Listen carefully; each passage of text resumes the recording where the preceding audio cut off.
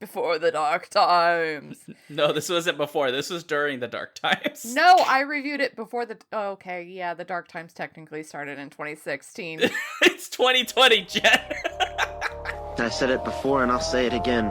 Life moves pretty fast. You don't stop and look around once in a while, you could miss it. Never fear change. Life is too short for fear. Chase what is desired. I can do this all day. Would you mind identifying what you are? We're the best friends squad. That's what we call ourselves.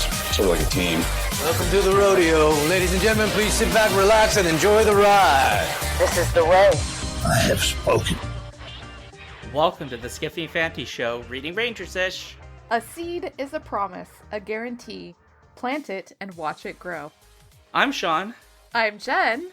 And today we're discussing Tracey Baptiste, The Jumbies, released by Algonquin Young Readers in 2015, and I think re-released by Scholastic sometime later for all that delicious kids money. Oh yeah, probably. You remember that, right, Jen? Right? Scholastic, when you'd get the little catalog and you'd beg your mom to let you buy. It's one of the most important events in elementary school. Right? I remember it so vividly. Do they still do it? Yes, they still do it. Oh, I've thank helped Jesus. at a number of them over the years, actually. Well, you do have kids, so. I have kids, so I've been the parent on the side of selling Scholastic books, and it is a joy still. It's fun. They do release some really good stuff, and I don't think there's anything I wrong with Scholastic beyond normal, I guess, diversity issues, which a lot of publishers have.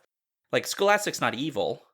No, and they actually do a reasonably good job with it, if I remember correctly. I mean, it's been a while. The last time I did anything was with my nieces, and that was 4 years ago or something.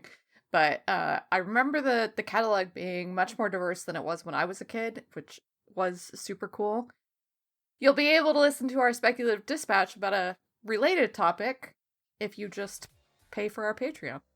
Yeah, well, so speaking of things going on beyond the specific subject of this podcast, we've got a number of little things we want to remind you of and some fun stuff that just makes us feel happy inside. It does. So first thing, don't forget about what we're doing on Twitter, primarily on Twitter. We're doing our Audience Assemble, #AudienceAssemble. We're going to be poking around to get thoughts from any of you who'd like to share them on our next podcast, which will be On a Wrinkle in Time, directed by Ava DuVernay. That'll be coming up in a few days after this drops, so kind of look out for that. That's kind of the big thing to expect, and we're kind of doing this on a week-by-week basis, so we'll be doing that for every different episode type that we do, trying to solicit your thoughts. Yeah. As I just mentioned, a few days ago, Speculative Dispatch dropped, and the related topic to diversity in Scholastic is that we will be discussing, or we rather did discuss, the CCBC Diversity Statistics Report, and so you should go, pledge and listen to that. Absolutely. Now on to happy things that aren't those specific things, so other happy things. We've got new reviews. Yay! So we're going to go through these one at a time. So on 6/29 of 2020, somebody named ITGODP, which I assume is one of the podcasts, and they said, I enjoy listening to the interview episodes of Skiffy and Fanty, but if that's not enough for you, you also have funny genre movie reviews and a book club, which is interesting because I didn't know that we had a book club, but apparently we do. I think that's Reading Rangers, basically. Basically, yeah, and we're trying to make it into something a little more book clubby. So anyway, they are a one-stop shop for your genre listening needs. I personally like the variety of authors that you interview. They always have interesting people on and interesting questions to ask. Take the time to check them out. Yay! Thank you. Thank you so much, ITGODP. Yep, and then Nerds of ANS? ANS? ANS or ANS? It's unclear. Okay. They said, this show has a little something for everyone. As a longtime horror sci-fi fan, I was entertained from start to finish. Do yourself a favor and hit subscribe. Oh, thank you. Thank you so much. And last one is by Catherine, one of our famous fans who has been following us for years under the name of Lerwin. on 5/1 of this year said, Skiffy Fanny is, without a doubt, my favorite podcast. Sean Duke and Jen Zink run a tight but diverse ship. That's an impressive statement. With a wide array of episodes covering movies, television, books, and other aspects of science fiction and fantasy fandom. The show has a great sense of humor and a dedication to inclusivity and respect, and every episode guarantees a laugh. Oh, we love you, you. Catherine. Thank you so much. And I'm sorry that I missed this. The UK iTunes, for some reason, separates UK reviews from US reviews, so I couldn't see it on our page until I had to cheat. It's actually ridiculous. That is ridiculous. All right, and then thank you so much to the newest Patreon supporters of the Skiffy and Fanty Show. That is Maria the Mirthful, River the Remarkable, and Sarah the Sensational. Welcome to becoming Knights of the Skiffy and Fanty realm. Whoop whoop. And now for the main event! Tracey, Baptiste, the Jumbies! That was fun. Yeah, that was fun. So Jen suggested, or I suggested that, well, Jen suggested we read a middle grade book, and I suggested the Jumbies, but Jen had previously suggested I read the Jumbies before we started doing this. And so this is technically Jen's fault. Yes, because I read the Jumbies last year. Was it last year or the year before? And did a review of it. Oh, yeah, 2 years ago. Oh, my goodness. Yeah, and I did a review of it on our right before the Dark Times. No, this wasn't before. This was during the Dark Times. No, I reviewed it before the... Oh, okay, yeah, the Dark Times technically it's started 2020, in 2016. Jen. Yep, but I reviewed it in 2018. Right. That's still the Dark Times. I know, that's what I realized. I was like, oh, right, the Dark Times started in 2016. Gotcha. Okay. I mean, really, the Dark Times have been all the time. Yeah, White people they have. just didn't know it. Okay. Well, but on that subject, why don't you actually tell us what this book's about? Give us a rough rundown. I will. So, The Jumbies is the story of a little girl named Corrine who lives on an island in the Caribbean, presumably something like Trinidad, because that's where the author Tracey Baptiste is from, with her father Pierre. Corrine and her father Pierre live on an island right next to the forest. Corine's mother died when she was just a wee child at the age of 4. So she's grown up right next to the woods without a mother, but knowing all the stories about her mother and her mother's love. And she has a great relationship with her dad. And the very first day that you meet her, she's running into the forest to save an amulet that she got from her mother when her mother passed on, and then they go visit her mother's grave. But it seems like something has followed her from the woods. Ooh. After that, she goes to market. She meets a girl named Drew. She also meets 2 boys, Malik and Buki, and they get into all sorts of adventures because a Jumbie followed Corrine home. And that is actually all I'm going to really say about the story, because we will get into the details later. Needless to say, the Jumbies are a bit terrifying. And this book is based on Trinidadian folklore. So not only do you get the Jumbies, which are kind of like a umbrella term for things that go bump in the night and people that you just don't quite trust, but you get Sukiya. Yep, you got Laja Bless, Lagahu, and Dwen. Right. So Laja Bless, Lagahu, and Dwen are also... Dwen. My apologies. Yeah. It's not... I used to think it was the do as well, but I think that they borrow a lot of interesting language. From the French. They get the pronunciation from a variety of different languages, and so it doesn't map to American English in the same way. Right, like Jablesse is actually the way that one would read it, La Diablesse, so which is the more Spanish side of things. So yeah, but it also depends on which island you're pulling it from, because on some islands it clearly suggests La Jablesse or La Jablesse. But I believe on Trinidad, it's La it would look La Diablesse, but it's not. It's a La Diablesse. Right. Yeah. La Diablesse. So, yeah, so lots of different figures from Caribbean folklore in here, which is a lot of fun and one of my favorite aspects of this book. And because it's coming from a Trinidadian author, obviously then we're getting a bit of an own voices story here. So, is that enough to say about what this book is about before we dive into things? Yeah, I think we should put the spoiler wall up. So, cue your Star Trek alarm sound or whatever that goes here.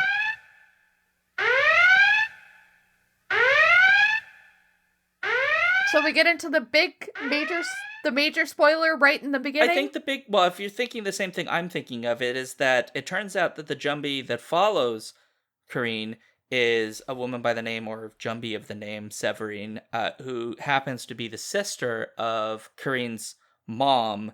And there's a bit of conflict there because Kareen's mom spent a lot of effort to try to sort of fit into a human life, whereas Severine kind of is very much the opposite, but operates as a kind of queen or emperor of the Jumbies on the island, which creates a lot of strife and conflict as a result, which we see at the very end kind of comes to a close because once she's gone, and I say gone with quotes because there's a thing in here about the sea always brings things back. I forget the exact phrasing, but it's interesting that that's the conflict here because family is like the root theme of this entire book, and there are two competing families in the story. There is the Jumbie family, which is matriarchal or I don't know what archal, because I don't know how you represent gender in terms of Jumbies, but it effectively has motherhood, and so it's matriarchal, but it is quite aggressively so,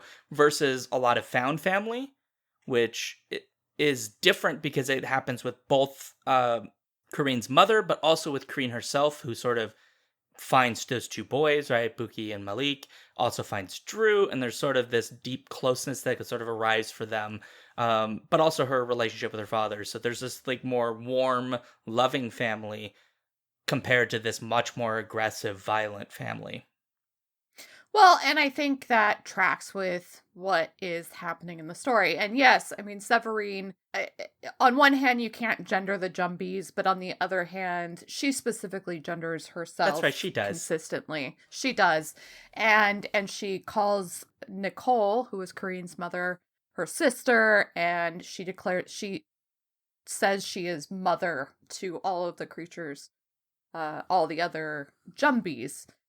The world building in this is that the Sugiya, Dwen, the La Diablesse, and everything else, those are different types of Jumbies, very specific types of Jumbies, but they are all her children. And in a sense, you get the idea that she may have been created from the island and from the forest very specifically. Like, you don't actually have like an origin story for Severine. She's just a kind of a force of nature.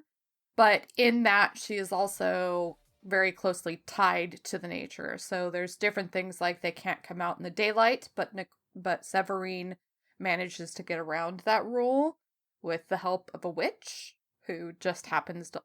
The White Witch, who also happens to be half Jumbie. Yep. Their relationship, all three of them, it seems like, although we don't know who the White Witch's parent was, and I'm very curious about that in the second book. Maybe. Who knows? I don't know. Their relationship, Severine's relationship, Nicole's relationship to the island is deeply rooted and very strong, right? So Nicole, by stepping out of the forest and falling in love, and there's this great tie-in, and there's this great story that the White Witch tells Kareen that her mother must have only been able to do that because of her love for her father and for Kareen, which was really interesting because otherwise it was not her natural state to be human. And I really like that aspect, but I think that found family thing has a lot to do with what Nicole did potentially centuries ago. Like we don't know how long these people have been on the island.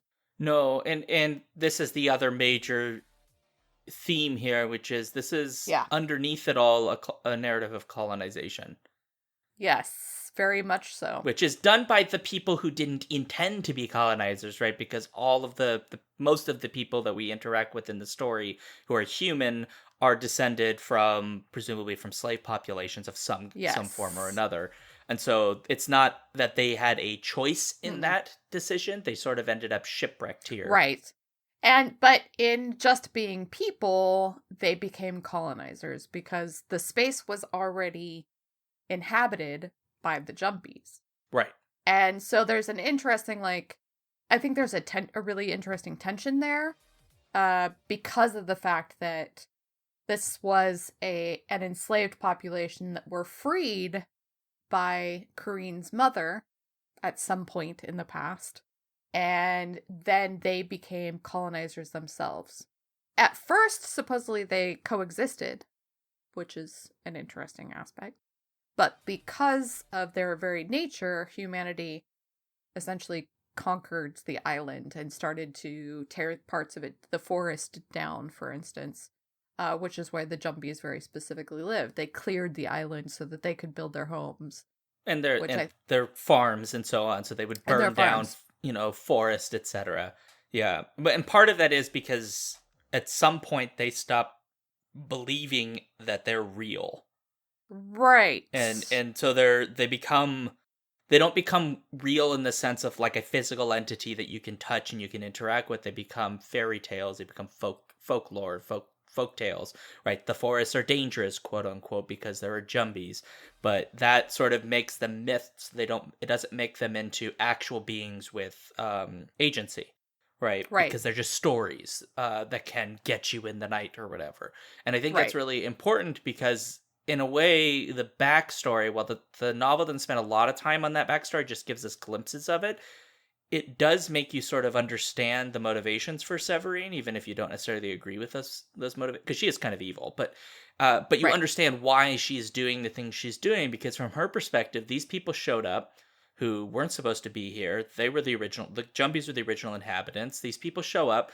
Everything seemed fine at first, and then they just got terrible for the Jumbies. The Jumbies kept losing territory. They kept getting burned down.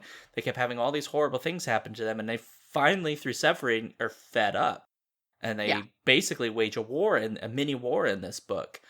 Well, the rest of the Jumbies, you don't get the sense that necessarily all of them were. The war is, the only reason they went to war, which you find out later, is because of Severine very specifically. Right, because of her power. She's because incredibly of her power, powerful. Right, and she can control them because they are, to an extent, her children.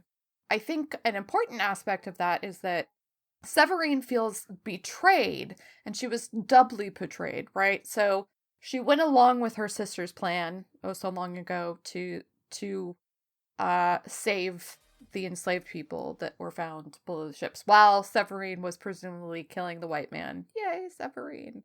Look, she's neutral, really. Kind of. Neutral's not the word.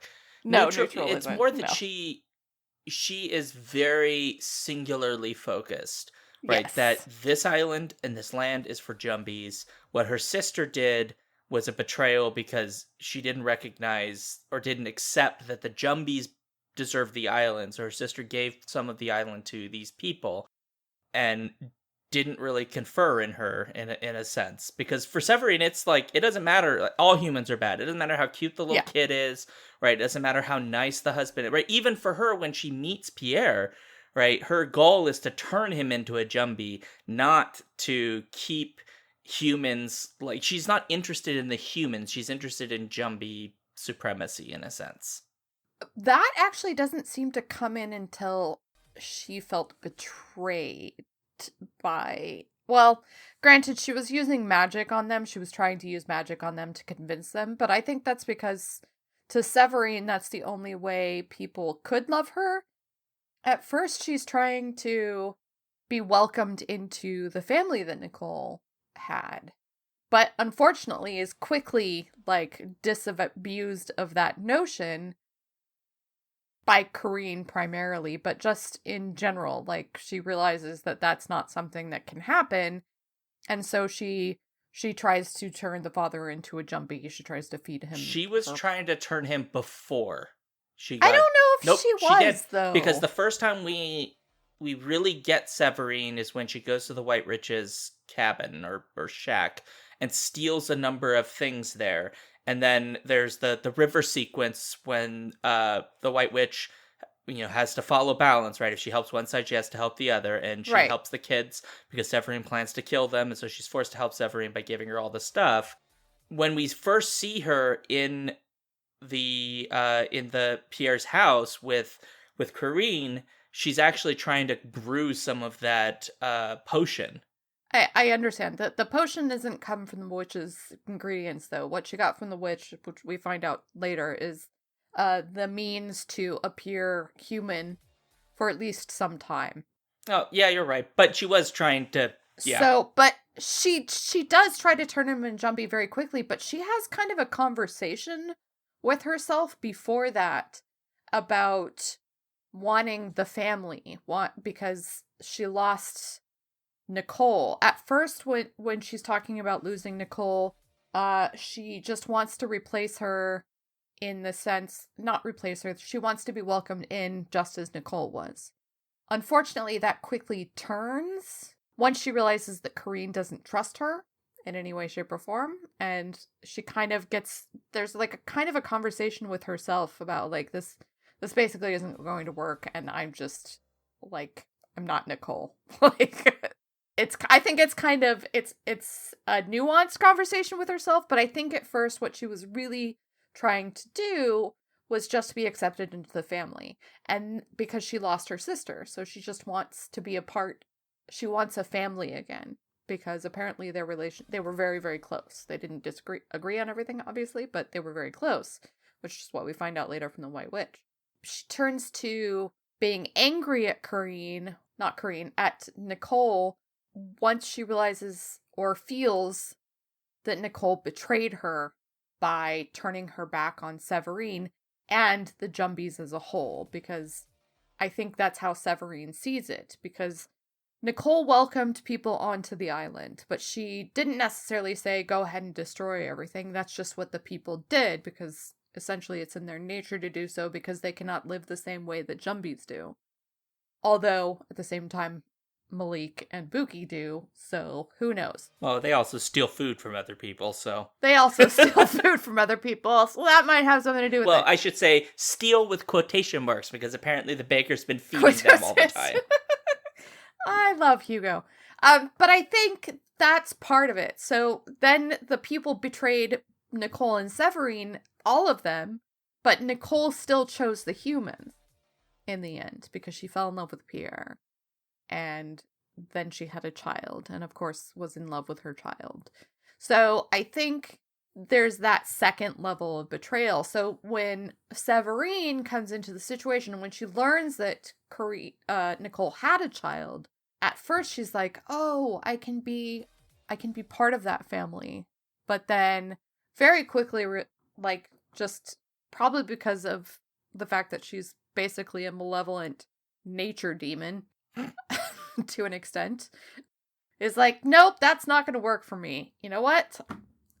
Pierre's he's going to be my family whether he likes it or not. And so is Corinne. And we're going to use our power and get rid of everybody. But then she's like, oh, Corinne doesn't want to be part of this either? Well, then I'm just going to turn them all into Jumbies. And that's when the war really breaks out. Yeah, I don't necessarily find her motives to be pure from the start. No. I think... I wouldn't call them pure. For me, the giveaway was that she the very first time she goes into Corinne's house, she's already trying to manipulate Pierre. It seemed, and I find it really difficult to accept that her motives might be that she really wants to have the family, when her entire story with Pierre and Corinne is her never telling them until she's already planning to turn them all that she is part of the family. She just sort of hides all of that. And it just seems, maybe it's because she is, like you say, like a nature demon, and so she's malevolent, and she maybe does not have any concept of what human relationships are like, which is fair. it just seems to me that if what you want is like, oh, hey, this is like my sister's fam, I want to be part of the sister fam, maybe I should be like, hey, so like Nicole was my sister and I'm weird because I live in the woods, but like, could we have, like some din din? Like, what up?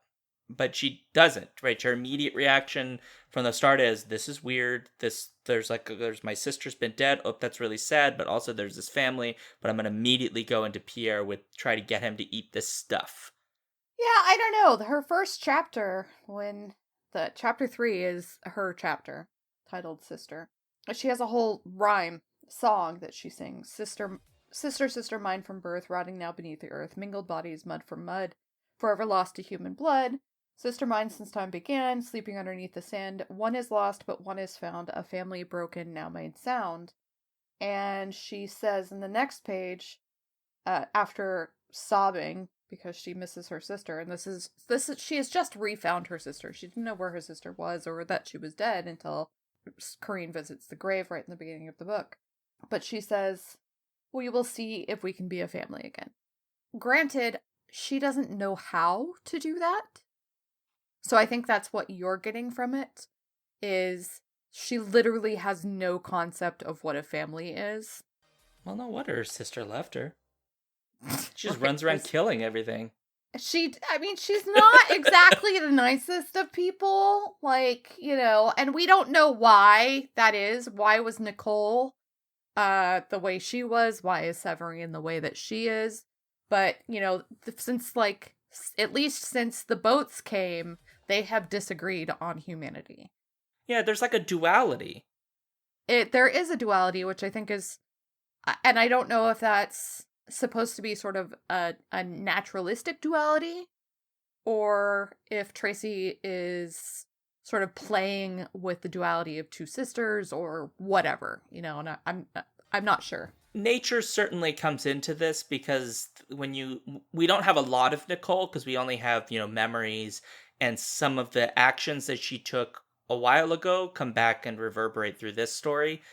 But you get this very clear sense that Nicole, from a sort of nature perspective, represents life. Yes. Because almost everything that she leaves behind are seeds. Yes. All of the things she tells people are about, there was a thing you said earlier, right, about like planting the seed and seeing what will grow and all of that stuff, right? And so she's got these trees and everything's about life and growth and growth and life and life and life, whereas Severine, so much of Severine, even her appearance, gives the appearance of death. Not death in like the decaying, rotting kind of death, like what we would get from like a Western conception of death, where it's, like a Western style zombie. There are zombies in the Caribbean, but totally different thing. It's more like she's like destruction, I guess would be. So there's like creation and destruction might be a better way to think about it. Nicole is creation, Severine as destruction. No, I think it's more than that. I think it's growth, and I think it is growth and decay. No, decay is a better word. That's a much better word, because it's swampy, right? Because swamps are decayed, yeah. She does destroy things, but she actually can grow things as well. That is part of her nature.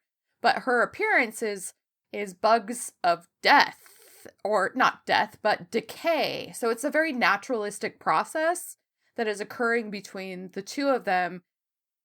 But instead of life versus death, it's more like growth versus decay. Like Nicole was, and you can't even call it the more positive side, because there is no good and evil in nature. There's just a process. Well, because nature doesn't necessarily have motive.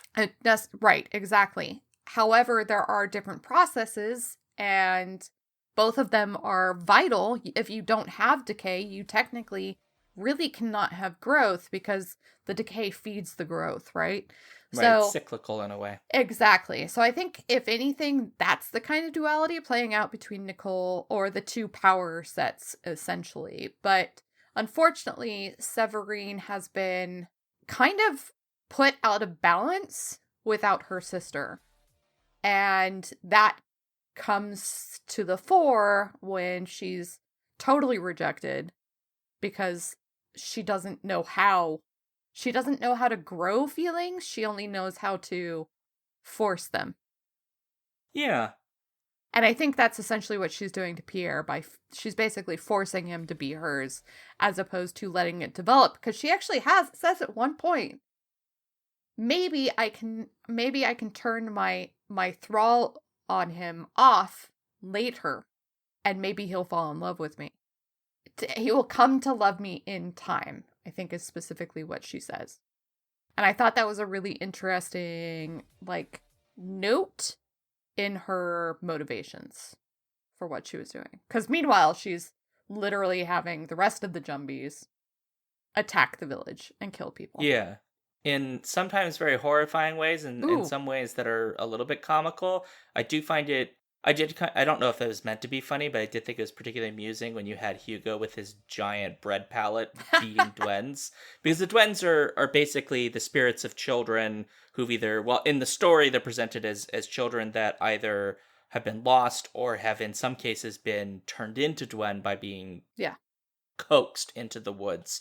Their feet are turned backwards, and they go ooh, ooh, ooh, ooh at you, and... Yeah, and so they're creepy, but it is like there's this just lovely contrast in some of these fight scenes.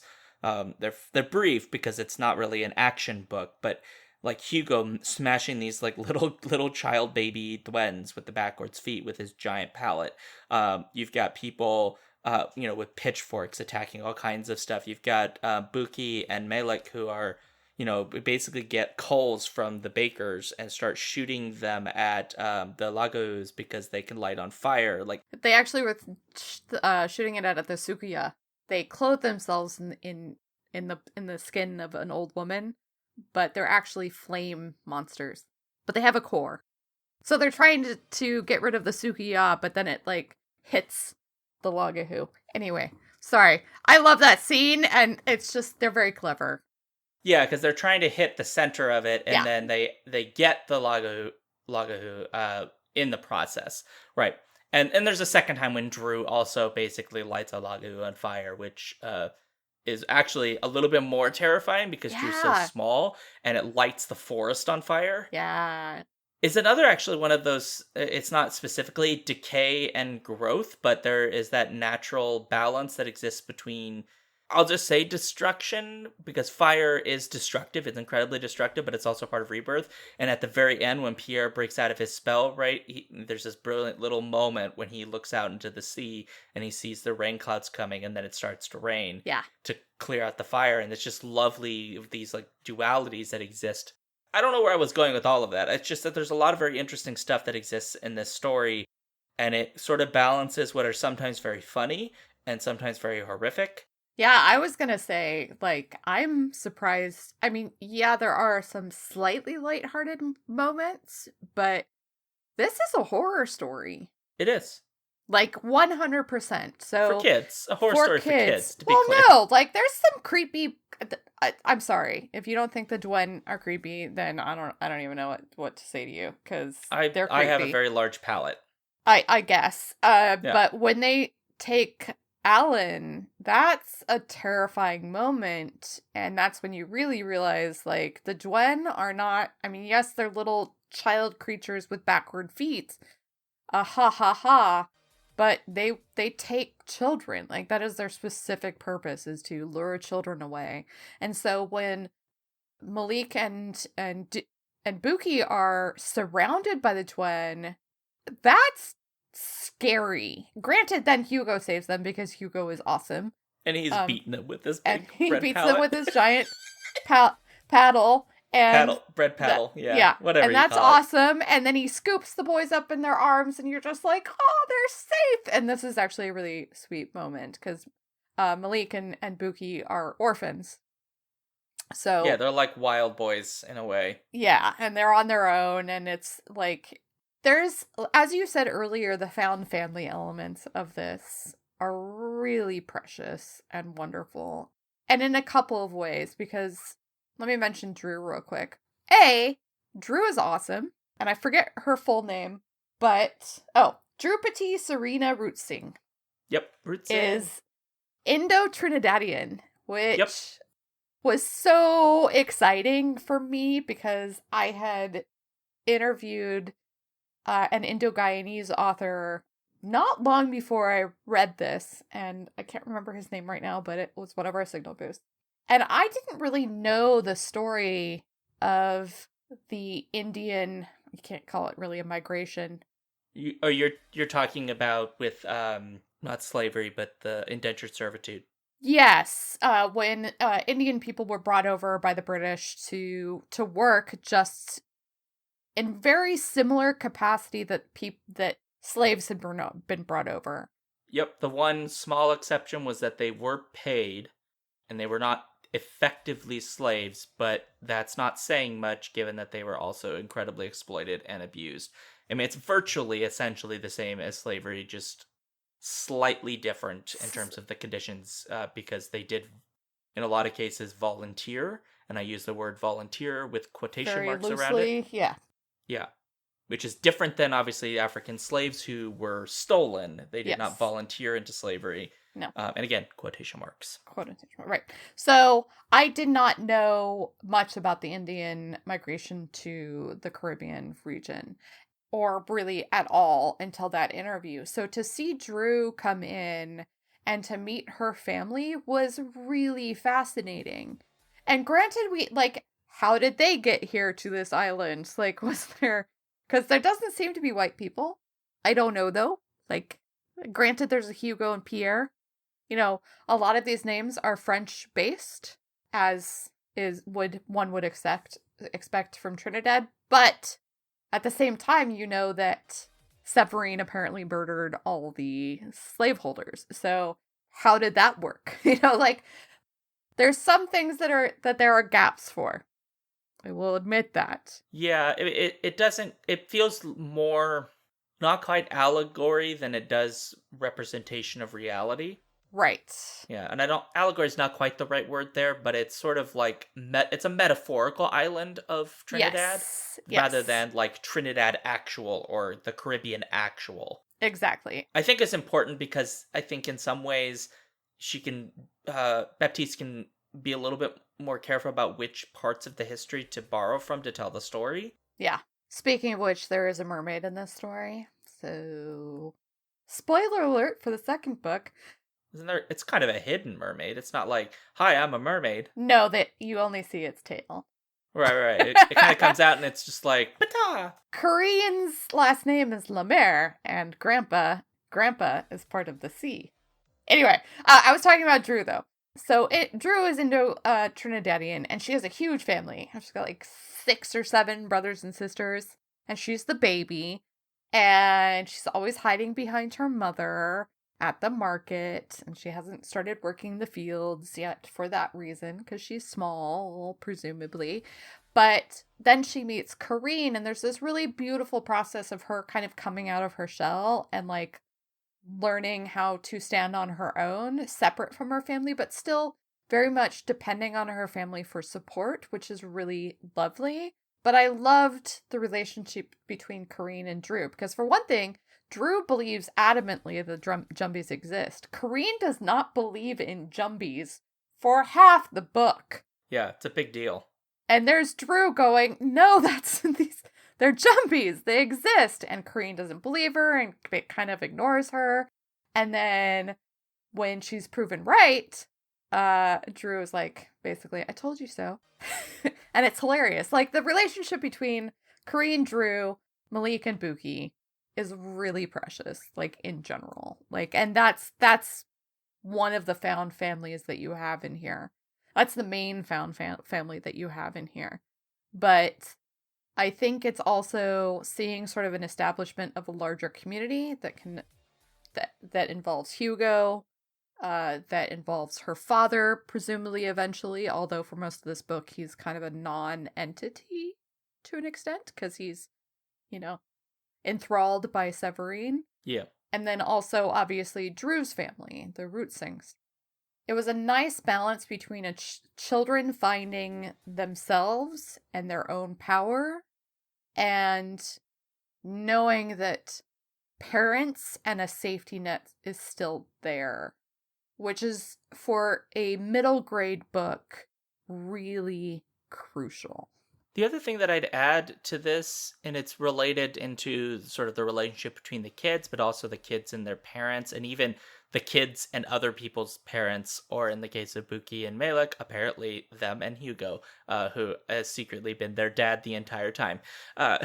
Exactly. But one thing I really enjoyed about this book is that this book is incredibly positive for being effectively a horror story that deals with, at least on the sort of down low, some pretty serious issues like colonization and that kind of stuff.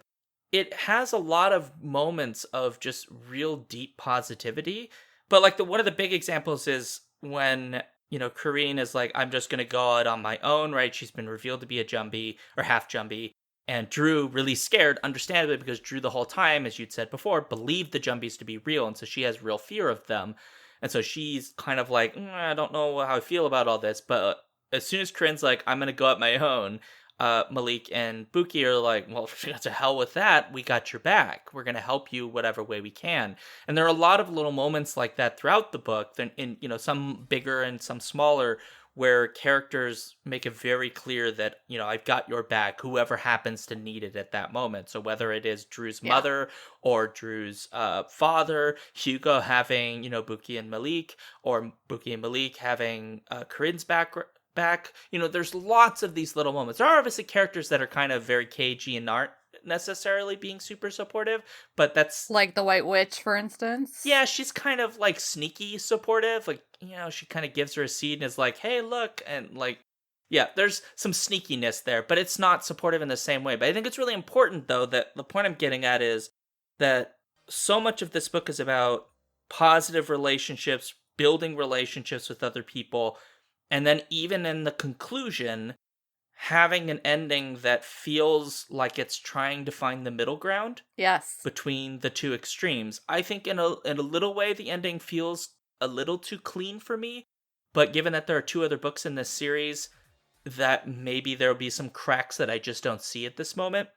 But I do appreciate that at the very end, Corinne's emphasis here is on, let's make sure that we protect the Jumbies, but we also protect ourselves, but we try to find a way to live together so that we're not just destroying one another or hating one another, being afraid of one another, because we don't have to. Yeah, she actually specifically says that because at the end, she finds out her power is to grow things, just like her mother.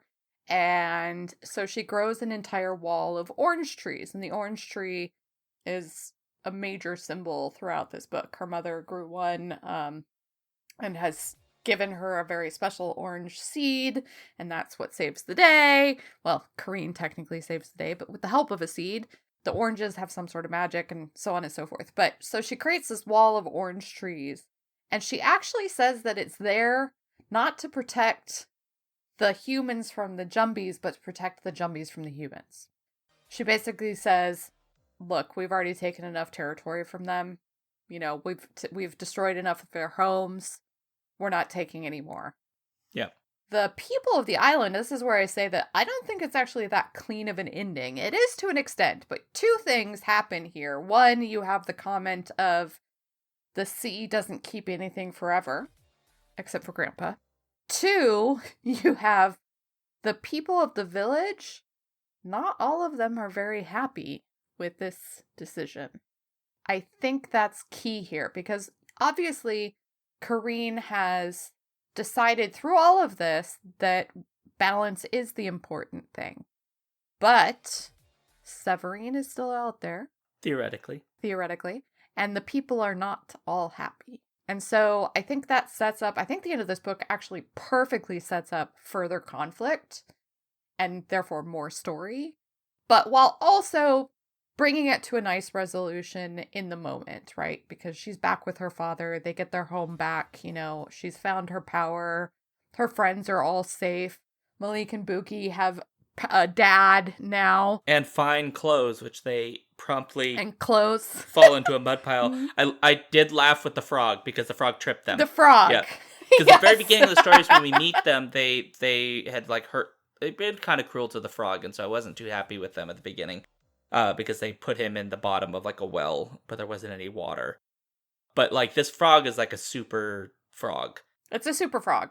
It saves Kareen at one point, and then it trips the boys to get its revenge. So it's brilliant. I love it. I want more of this frog, so I don't know if Tracey will hear this, but if it's not in the other books, I want you to just write a book that's just about the frog. I just love that little bit. And there's lots of little things that I think Tracey Baptiste does really good here, which is like bits that were in the very first like 30 pages come up. So like the Malik part, or the Malik part, wherein, you know, Buki's like, well, I don't know why you're surprised. Of course he can talk, because at one point Malik does talk, right? And it's this moment that came up earlier, because Malik for pretty much the entire book says nothing. He just signs symbols. So there's lots of like little bits of that throughout the book, where things that are from the beginning come up again, and I really appreciate that. But tells me that she spent a lot of time really thinking about like how these characters would have their like mini endings in the story. Right. So. And as we talked about in our Speculative Dispatch, one of the great things about this book is that, as I said earlier, this is, in a sense, an own voices book. This is a book by a Trinidadian author, and your main character and your setting are a Trinidad, what is it, stand-in? There's a word for that I can't. You said Analog? Analog! A Trinidadian analog. That's the word we've been looking for this whole time, I think. And so the representation here is really wonderful. Obviously, I'm never going to recommend a book just because it's diverse. I'm not. That's not the only reason to recommend things. If it's a bad book, it's a bad book. This is not a bad book.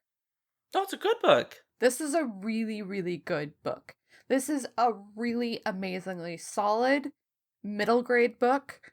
And there's a reason that I often escape into middle grade, because middle grade novels, when they're done like I like them to do, as I said, they create a safe space while also pushing the characters.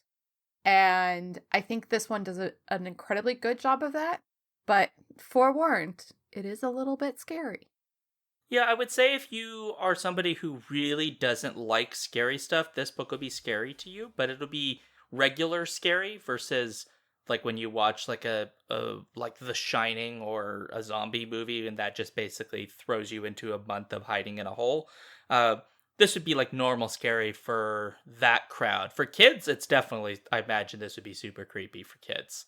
But in a good way, because I think that the themes balance that out. And I don't mean that in like a negative balancing, but in a positive balancing of it jumps between the creepy, but also these really positive elements of kids sort of standing up to the scariness in the world. And I think it's also important because, like, if you're from the Caribbean or you're raised in a Caribbean household and you've heard stories like this about Jumbies, you know, these are stories that'll be super familiar to you, and you'll have like a visual of a type of narrative of how that might go in the real world, which I think I personally think that that's really valuable, because Tracey Baptiste says at the very end, and it's not wrong, that there are very few written down narratives of Caribbean folklore. Right. There are some, but there are very few sort of easily accessible works that sort of collect all of this stuff and give you like what's different between Trinidad and I don't know, Dominica or Grenada, right? Because they all have some of the same ones, and there may be slight differences in each. This is a book that is doing something that very few books actually do. It's in Midnight Robber. The Duen and Duppies and some of the others show up in that, but they're different versions. They're not the same as in this book. We will be reading that at some point, by the way. We should, because it's really good. I guess the point I'm getting at is I think that this is a really important book. Whether or not they intended this to be a really important book or not, I think that it is, just based on the subject matter that it's covering. Because very few books, period, cover this stuff in any way, whether it's for fun or whether it's, as an intending to be an own voices story or whatever it is. And so, buy it. It's cheap as hell, y'all. It's 230 pages, and this damn thing's well under $10. Yes. It just put that actually in perspective. Is right now, and I had ordered the second book, and then for some reason it got canceled, and I'm really mad at Amazon right now. Cancel culture! Oh, I want my second book! Because in the second book, I want to... look, Grandpa may or may not show up at some point, and she may or may not also be related to mermaids, and I need to know the answer to these questions. Well, you're just going to have to read the next book, Jen. It's called Rise of the Jumbies, so I think we know who's coming back. Oh, no, it's actually about a fish. Yeah, it's about a fish named Phil. We'll see. Yeah, the fish isn't actually supposed to be in those waters. It's actually a koi fish that just got really lost. But it's super hungry, so it just wants to eat everybody's oranges. The oranges are delicious.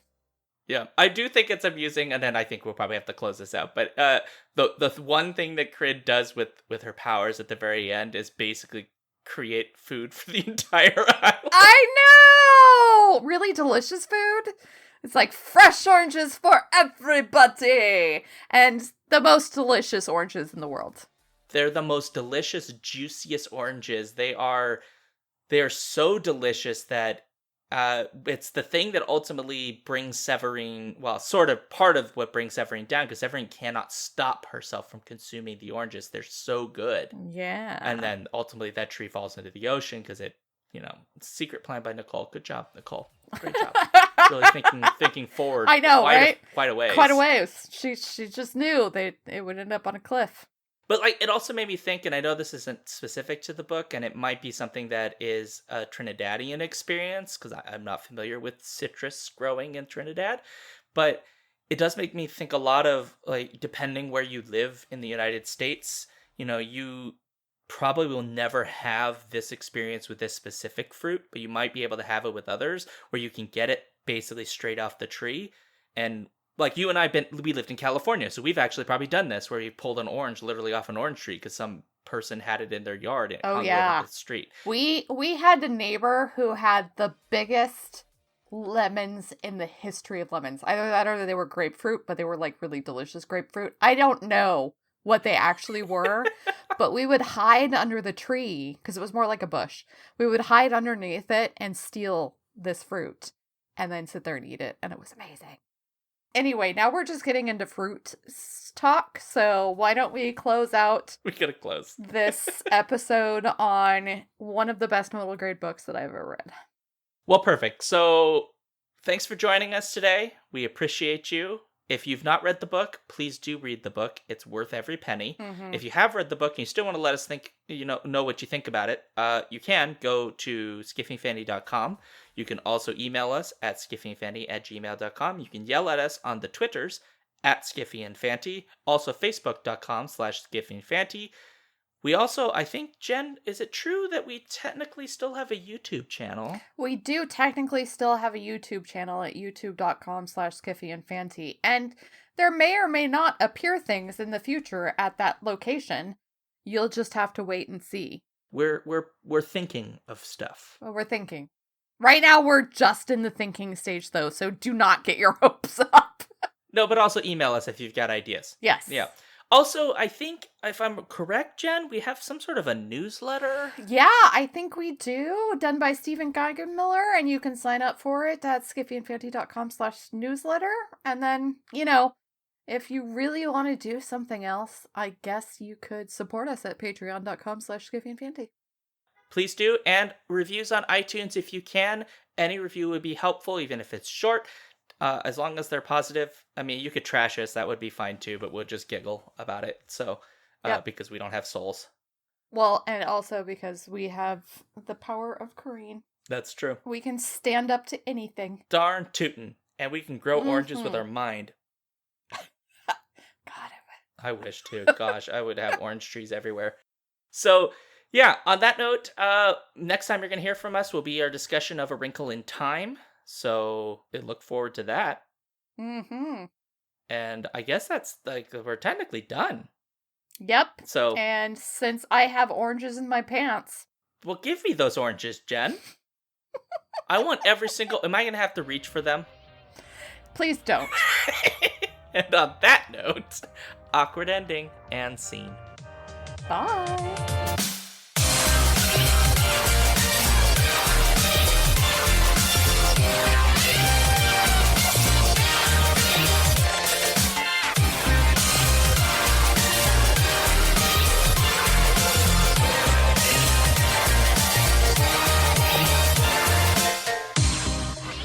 If you would like to support this podcast, you can do so at patreon.com/SkiffyandFanty. You can also find us on our website, skiffyandfanty.com, and on Twitter at skiffyandfanty. If you'd like to send us an email, you can do so at skiffyandfanty@gmail.com. The music for this episode comes from Sphere by Creo. You can find out more about their music at freemusicarchive.org.